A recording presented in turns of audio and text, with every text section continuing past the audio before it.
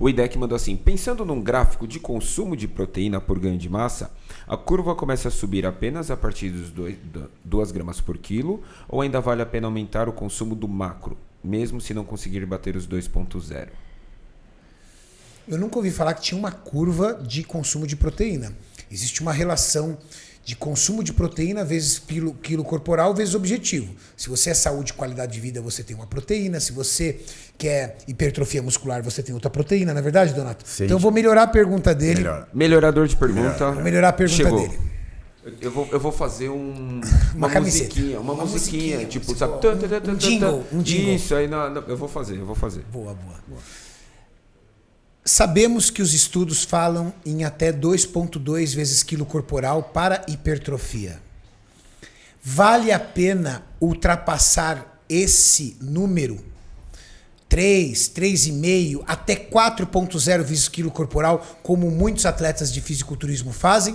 Ou eles estão comendo frango para virar arroz? Boa. Vamos facilitar para a galera entender. Mantenha os 2,2 de proteína, mas observe a quantidade de carboidrato e gordura da dieta. Então vamos fazer um parâmetro. Para você perder gordura e ganhar massa magra, ou definir ou aumentar, vamos dizer que você vai usar a mesma quantidade de proteína, 2 gramas. Só que o cara que quer aumentar a massa muscular com hipertrofia, ele vai colocar, por exemplo, 5 gramas de carboidrato por quilograma de peso. Por exemplo, o cara que quer a redução de gordura, ele vai usar os mesmos 2 de proteína, mas ele vai usar 2 de carboidrato. Esse é o jogo. Não é a proteína em si para ganho de massa magra, é o contexto. Então eu preciso ter um balanço calórico positivo para ganhar músculo com proteína. Quando eu quero perder gordura, eu preciso ter proteína para manter meu músculo, mas eu preciso controlar o balanço calórico negativo. Então é igual. E quando a gente fala de hipertrofia, de off, né, de ganho de massa, bulking, a proteína é uma bosta para comer, porque ela dá saciedade, você está empurrando comida. Às vezes que eu fiz off, eu priorizava as proteínas geralmente líquidas. Por exemplo, tinham 6 refeições de proteína. pelo menos 3 líquidas. Exatamente. Porque senão a comida sacia, não vai, cara. Não vai. Então, assim, o que você vai fazer? Em termos de caloria, 300 gramas de frango é igual a 300 gramas de arroz. Então, assim, qual que é mais fácil de comer? O cara vai nivelar por baixo a proteína e empurra carbo. Você não vai subir a quantidade de proteína que vai dificultar a dieta. O contrário também acontece. Você precisa secar. O que você vai fazer? Sobe a proteína para dar saciedade, para não passar tanta fome. Então, corta no carbo. E o aumento proteico, tipo 3, 3,5, se vê mais em trabalho para a redução de gordura corporal do que ganho de massa magra. Para preservar a massa muscular em quem é natural. Exatamente. Né? Então, na literatura, a gente vê o Alan Aragon, o Brad Schoenfeld do ISSN, eles fizeram um posicionamento que foi a primeira vez que saiu. 3,3 a 3,5 de proteína para massa magra, não por peso total, quando o cara está em restrição agressiva. Então, para preservar o músculo na restrição, eu uso 3,5 por quilograma de peso magro, não peso total. Que dá 2,5 para um cara obeso que tenha 100 quilos, por exemplo. Então, quando você senta com um profissional e o cara faz essa montagem dos macros e vê qual que é o seu objetivo pela sua composição corporal, isso fica muito claro. Só que essas coisas jogadas, se o cara não consegue organizar tudo isso, é só uma troca de número. Tipo, o cara fica falando, mas aumenta a proteína, não aumenta. Então, basicamente é isso. A proteína para você ganhar massa magra e para perder gordura pode ser muito parecida em faixa. Só que o que faz a diferença é que o Cami falou. Você aumenta carboidrato quando quer hipertrofia, ou você reduz o carboidrato quando você quer a definição. E a gordura entra. Então, 1 grama de gordura por quilograma de peso é uma quantidade basal. Se você usa 0,7, 0,5 de gordura por quilograma de peso, já é uma dieta mais restrita. Então a galera fica muito no carbo, mas ninguém vê a gordura que a gente colocou no começo do podcast. E a gordura é o fantasminha, né? Porque as pessoas acham que quando você está calculando essa gordura, é a gordura adicionada. É gema de ovo, azeite e pasta de amendoim, por exemplo. O problema é que na cocção, no preparo dos alimentos, muitas pessoas usam bastante gordura. Sim, não. Eu vou em restaurante, às vezes, aquele arroz tá brilhando de um jeito que eu falei assim, cara, ela botou 50 ml de óleo para fazer esse arroz, cara. Não é possível, porque o arroz tá lubrificado. Você entendeu? fica conversando Tá com a comida brilhando, a tarde né? inteira, né? O prato fica banhado no óleo e você fez um prato saudável. Pô, coloquei arroz, frango e salada. Você termina de comer o prato todo oleoso. É isso aí. Então, o furo do barco que eu brinco seria... Tá, então você está comendo salmão na refeição. Beleza, salmão já é um peixe que já tem 12, 15 gramas de gordura por posta. Aí você vai lá e besunta com 20 ml de azeite. Putz, pô, aí lascou, velho. Era, entendeu? Aí é melhor comer cupim. Pronto. Costela. Mais Costela, barato e Maurício. mais gostoso. Costela é legal, costela no bafo. Mas eu tenho uma pergunta aqui para vocês sobre essa situação que a gente estava falando de proteínas.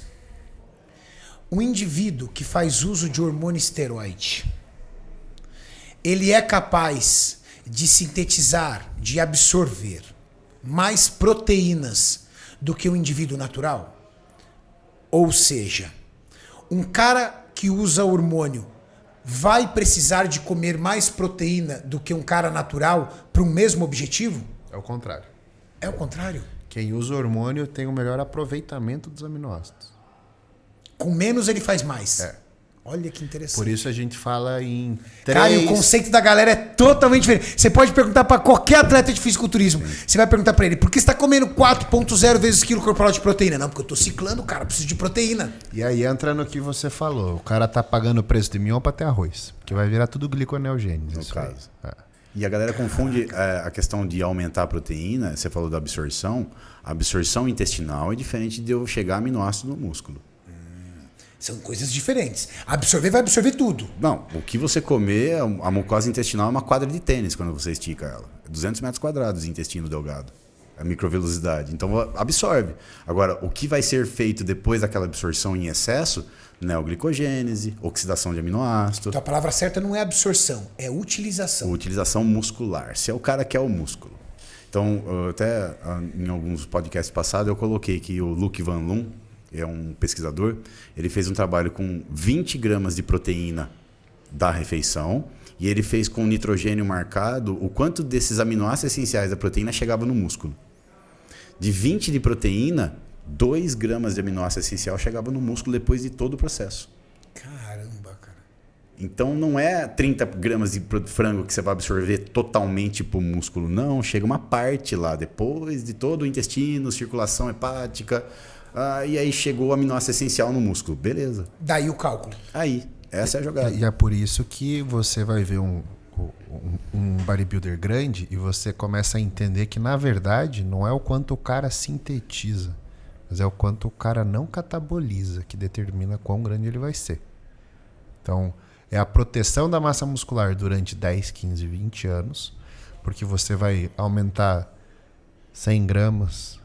200 gramas no mês durante muitos anos para você conseguir acumular uma quantidade de massa muscular legal. Então, medidas anticatabólicas, né, que a gente usa são justamente para você possibilitar esse acúmulo de massa sem perder. Sim. O cara que faz essas coisas do tipo vassoura fim de semana, segunda-feira faz jejum. Pô, o cara tá sempre patinando porque ele não consegue nem manter a massa muscular. Ele tá catabolizando no treino porque ele fez o jejum, porque ele zerou carbo, porque... E aí o cara não sai do lugar nunca. É o cara que você fala, pô, faz 10 anos que eu treino. Você olha e fala, não, você nunca treinou. Porque você não tem um acúmulo de resultado. Você tá sempre empatado, tá sempre no 0 a 0. O que o Cami falou de relação do aminoácido, assim, tem duas chaves principais do músculo. Anabolismo e catabolismo. O que oscila mais no músculo é o anabolismo. O catabolismo sempre está alto. A oxidação de aminoácido muscular sempre está aqui. Então, se eu pego aqui a oxidação e eu jogo o anabolismo aqui, quando eu como, daqui a pouco ele está aqui de novo. Então, quando o cara, uma luta. Quando o cara faz uso do anabolizante, o que acontece? Ele diminui essa chave catabólica. E aí fica mais fácil jogar a diferença do anabolismo. Então, o balanço nitrogenado positivo fica mais fácil de chegar. Por isso que ele... Pelo nível de aproveitamento. Pelo nível de aproveitamento. Boa!